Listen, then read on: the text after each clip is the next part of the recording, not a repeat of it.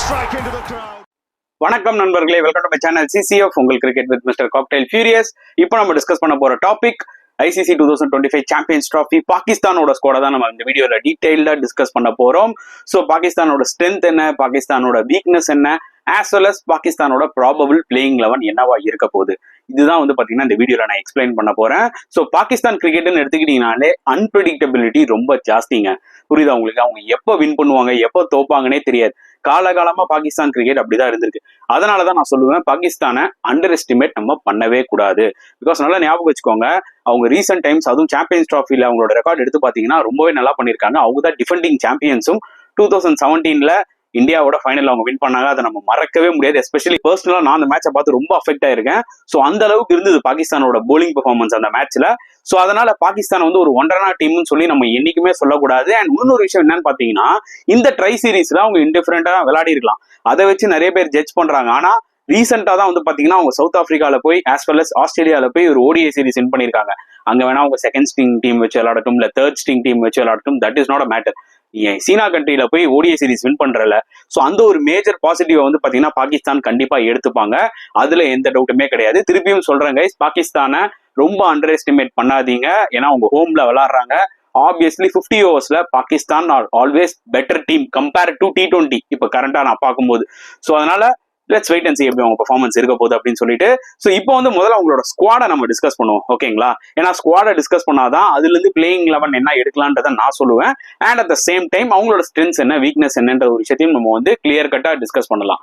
So நம்ம style as usual நம்ம ஸ்குவாடை batting, bowling, wicket keeping, all rounder and bowlers மூலியமா ஸ்பிளிட் பண்ணி டிஸ்கஸ் பண்ணலாம். ஸோ முதல்ல பேட்டிங் வைஸ் எடுத்துக்கிறோம். பாபர் அசாம், ஃபக்கர் ஜமான், சவுத் ஷக்கீல், கம்ரான் குலாம், தயாப் தஹீர், 5 பேட்ஸ்மேன் இருக்காங்க. அப்புறம் 2 wicket keepers, Mohammad Rizwan and backup wicket keeper Usman Khan. ஆல்ரவுண்டர்ஸ்ல வந்து பாத்தீங்கன்னா சல்மான் ஆகா இருக்காரு, ஃபஹீம் அஷ்ரஃப், குஷ்தில் ஷா இருக்காரு. அண்ட் ஃபாஸ்ட் பவுலிங் டிபார்ட்மெண்ட்ல ஷஹீன் அஃப்ரிடி, நசீம் ஷா, ஹாரிஸ் ராஃப் அண்ட் ஹுஸ்னைன் இருக்காரு. அண்ட் ஸ்பின் டிபார்ட்மெண்ட்ல வந்து பாத்தீங்கன்னா அப்ரார் அஹமத் இருக்காரு. ஸோ இந்த ஒரு பர்டிகுலர் ஸ்குவாடை பார்க்கும்போது எனக்கு என்ன ஸ்பெசிஃபிக்கா தோணுதுன்னா, மேபி பாகிஸ்தானோட ஸ்பின் அட்டாக் சொல்லிக்கிற அளவுக்கு பெருசா இல்லையோ அப்படின்ற மாதிரி தான் எனக்கு தோணுது. பிளஸ் பாகிஸ்தானோட லோவர் மிடில் ஆர்டர் கொஞ்சம் வீக்கா இருக்கும். அதாவது அவங்களோட வீக்னஸ் மேஜரா நம்ம சொல்லணும்னா அவங்களோட spin department as well as அவங்களோட லோவர் மிடில் ஆர்டர் வேணா நம்ம சொல்லலாம். புரியுதா உங்களுக்கு? ஸோ இதை எப்படி பாகிஸ்தான் ஒர்க் அவுட் பண்ண போறாங்க? ஏன்னா இந்த விளையாடின ட்ரை சீரீஸ்ல நீங்க பாத்தீங்கன்னா அது ரொம்ப எவிடென்டா தெரிஞ்சது. அப்ரார் அஹமத் சொல்லிக்கிற அளவுக்கு அந்த அளவுக்கு பெருசா எஃபெக்டிவா இல்ல. அண்ட் அடுத்த ஸ்பின்னர் யாருன்னு பாத்தீங்கன்னா குஷ்தில் ஷா தான் இருக்காரு. குஷ்தில் ஷா வந்து ஒரு டீசென்டான ஒரு லெஃப்ட் ஆர்ம் ஆஃப் ஸ்பின், ஒரு விக்கெட் டேக்கரான்னு கேட்டீங்கன்னா ஐ டோன்ட் திங்க் ஸோ. புரியுதா உங்களுக்கு? ஸோ அதனால ஆப்வியஸ்லி அங்கதான் வந்து பாகிஸ்தான் வந்து ஒரு விஷயத்த மிஸ் பண்ணுவாங்க. பட் ஆனா பாகிஸ்தான்ல கராச்சியா இருக்கட்டும், லாகூரா இருக்கட்டும், கண்டிஷன்ஸ் எப்படி இருக்க போகுது? It might be a flat track. But flat ட்ராக்கா இருந்தாலுமே வந்து பாத்தீங்கன்னா you need good spinners in your team to control runs. அதுதான் பாகிஸ்தானுக்கு லேக் ஆகுதுன்னு நான் சொல்லுவேன். And at the same time அவங்களோட lower middle order, as Tayyab Tahir வந்து பாத்தீங்கன்னா நல்ல ஒரு ஹார்ட் ஹீட்டர், அது எல்லாமே ஓகே. குஷ்தில் ஷா வந்து PSL நல்லா பண்ணியிருக்காரு, ஸோ உள்ள வந்திருக்காரு, அதெல்லாமே ஓகேங்க. பட் நான் என்ன சொல்லுவேன்னா, ஒரு ICC ஈவெண்ட் மாதிரி ஒரு நம்ம கேம்ல ஒரு அண்டர் பிரஷர்ல, ஓகேவா, ஃபார் எக்ஸாம்பிள் ஒரு சேஸ் பண்ணணும், 60 balls 85 runs, அந்த டைம்ல கரெக்டா தயாப் தஹீர் அண்ட் குஷ்தில் ஷா இவங்க தான் இருக்காங்க, வின் பண்ணி கொடுப்பாங்களா? அது ஒரு சேலஞ்ச் வேணா பாகிஸ்தானுக்கு இருக்கு. புரியுதா? ஏன்னா இந்த மாதிரி ICC டோர்னமெண்ட்ல நீங்க நாக் அவுட் மேட்சஸ்ல அந்த மாதிரி ஒரு சுச்சுவேஷன் வந்து அமையும். இது சேசிங்ல மட்டும் இல்ல, ஃபர்ஸ்ட் பேட்டிங்ல கூட வந்து பாத்தீங்கன்னா இந்த மாதிரி ஒரு சுச்சுவேஷன் வரும். அது அவங்களால வந்து பாத்தீங்கன்னா மேனேஜ் பண்ணி விளையாட முடியுமா? அங்க ஒரு இன்எக்ஸ்பீரியன்ஸ் இருக்கு பாகிஸ்தானுக்கு பயங்கரமா. They are too dependent upon top order, ஓகேங்களா? அந்த டாப் 4-5 வந்து அடிச்சாதான். அதுல ஏர்லி விக்கெட்ஸ் போயிடுச்சுன்னா கொஞ்சம் ஸ்ட்ரகிள் ஆக வாய்ப்புகள் நிறையவே இருக்கு பாகிஸ்தான். ஸோ இதுதான் உங்களோட மேஜர் வீக்னஸ், ஓகேங்களா? மற்றபடி முகமது ரிஸ்வானோட கேப்டன்ஷிப் நிறைய பாசிட்டிவ்னஸ் இருக்கு. அவரும் சில மிஸ்டேக்ஸ் எல்லாம் பண்றாரு, ட்ரை சீரீஸ்ல பண்ணாரு. பட் ஸ்டில் நான் என்ன ஃபீல் பண்றேன்னா, Rizwan is a better person to captain this Pakistan ODI. அதனால அது ஒரு அட்வான்டேஜ் இருக்கு. ரிஸ்வான் ஹோப்ஃபுல்லி பாசிட்டிவா கேப்டன் பண்ணுவாருன்ற ஒரு நம்பிக்கை எனக்கு இருக்கு. அண்ட் அடுத்த ஸ்ட்ரென்த்ஸ் என்ன பாகிஸ்தானுக்குன்னு பாத்தீங்கன்னா அவங்களோட டாப் ஆர்டர், ஃபக்கர் ஜமான், பாபர் அசாம். பாபர் அசாம் வேணா இந்த ஒரு பர்டிகுலர் ட்ரை சீரீஸ்ல பெருசா அடிக்காம இருந்திருக்கலாம். ரீசெண்ட் டைம்ஸ்ல ஒன்டேல செஞ்சுரி எல்லாம் போடாம இருந்திருக்கலாம். பட் நல்லா ஞாபகம் வச்சுக்கோங்க கைஸ், ரீசெண்டா இந்த ட்ரை சீரீஸ்ல அவர் நல்ல ஒரு ஸ்டார்ட் கொடுத்தாரு. அன்பார்ச்சுனேட்லி அவர்னால ஒரு பெரிய இன்னிங்ஸ் பில்ட் பண்ண முடியல. அண்ட் நிறைய பேர் இப்போ வரைக்கும் வந்து பாத்தீங்கன்னா அவரோட ஓப்பனிங் பொசிஷனை பத்தி டிபேட் பண்ணிட்டு இருக்காங்க. நான் அதை பத்தி டிபேட்டே பண்ண வேணாம்னு சொல்றேன். ஏன்னா பாகிஸ்தானுக்கு வேற ஆப்ஷன் கிடையாது. இந்த ஸ்குவாட் எடுத்து பாருங்க. அட்லீஸ்ட் அவங்க வந்து பாத்தீங்கன்னா ஒரு ஷான் மசூத், ஒரு இமாம் உல்லக் மாதிரி ஒரு பிளேயரை ஸ்குவாட்ல வச்சிருந்தாங்கன்னா it would have been easy. அவங்களாம் இல்லைன்னும் போது ஆப்வியஸ்லி பாபர் அசாம் ஓப்பனிங்ல தான் விளையாடி ஆகணும். ஏன்னா சவுத் ஷக்கீல்ல நீங்க ஓப்பனிங் இறக்க முடியாது. பிகாஸ் 2 லெஃப்ட் ஹேண்டர்ஸ் தேவைப்படாது. ஒரு ரைட் ஹேண்டர் ஒரு லெஃப்ட் ஹேண்டர் இருந்தா பெட்டர் ஆப்ஷனா இருக்கும். சவுத் ஷக்கீல் நம்பர் 3ல விளாடலாம். புரியுதா உங்களுக்கு? ஸோ அதனால நான் என்ன சொல்லுவேன்னா அவர் ஓப்பனிங்கே இறங்கட்டும், அது பிரச்சனை இல்லை. ஸோ அவரோட ஃபார்ம் ரொம்ப இம்பார்ட்டண்டா வந்து அமைய போகுது பாகிஸ்தானுக்கு.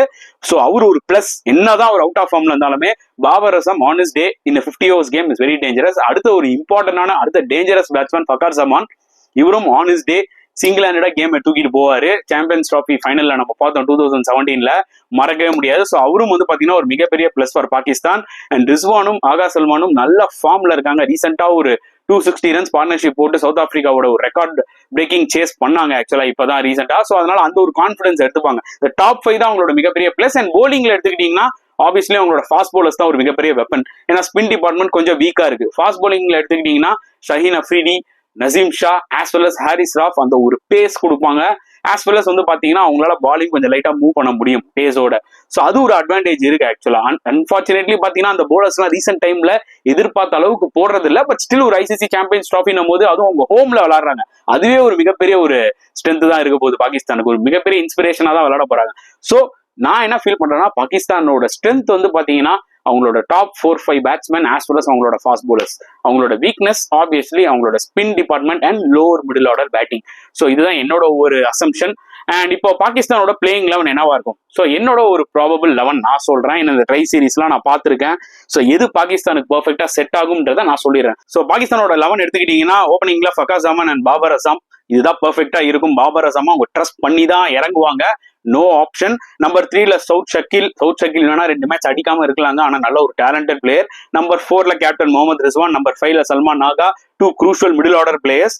அண்ட் நம்பர் 6ல வந்து பாத்தீங்கன்னா தயாப் தஹீர். லாஸ்ட் மேட்ச் வந்து பாத்தீங்கன்னா ஃபைனல்ல நியூசிலாண்டோட 32 balls 38 ப்ராமிசிங்கா இருந்தது. நல்ல ஒரு ஹார்ட் ஹீட்டர், இவர் விளையாடிதான் ஆகணும், வேற ஆப்ஷன் இல்ல ஸ்குவாட்ல.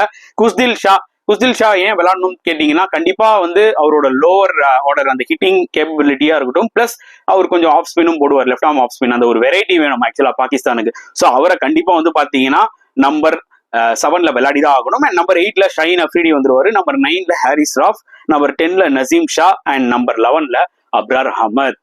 ஸோ எனக்கு தெரிஞ்சு இதுதான் பாகிஸ்தானோட பெஸ்ட் 11ஆ இருக்கும் going into this Champions Trophy. இதை மீறி நீங்க வந்து பாத்தீங்கன்னா ஃபைனல்ல Faheem Ashraf விளாட்னாரு.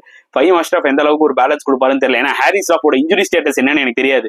Maybe Harris rough வந்து பாத்தீங்கன்னா இன்ஜுரி ஆயிட்டாருன்னா அப்ப வேணா பாத்தீங்கன்னா அப்ப கூட ஃபஹீம் அஷ்ரஃப் எடுத்துட்டு வரதுல அர்த்தமே இருக்காது. ஹஸ்னைன் எடுத்துட்டு வந்தா இன்னும் கொஞ்சம் ஒரு பேஸ் டிபார்ட்மெண்ட்ல ஆடட் வேல்யூவா இருக்கும். இதுதான் என்னோட ஒரு பாயிண்ட் ஆஃப் வியூ. புரியுதா உங்களுக்கு? ஸோ வெயிட் பண்ணி பார்க்கலாம் ஹாரிஸ் ராஃபோட இன்ஜுரி சிச்சுவேஷன் எப்படி இருக்க போகுதுன்னு சொல்லிட்டு. ஸோ எண்ட் ஆஃப் த டே பாகிஸ்தான் வந்து பாத்தீங்கன்னா என்னதான் உங்க ஹோம்ல விளையாடினாலுமே அண்டர் டாக்ஸா தான் உள்ள போறாங்க. அண்டர் டாக்ஸா உள்ள போறது நல்லதுதான். பட் ஒரே ஒரு மிகப்பெரிய பாசிட்டிவ் என்னன்னு பாத்தீங்கன்னா அவங்க ஹோம்ல விளையாடுறது மட்டும் இல்ல, they are the defending champions. 2017ல வின் பண்ணாங்க.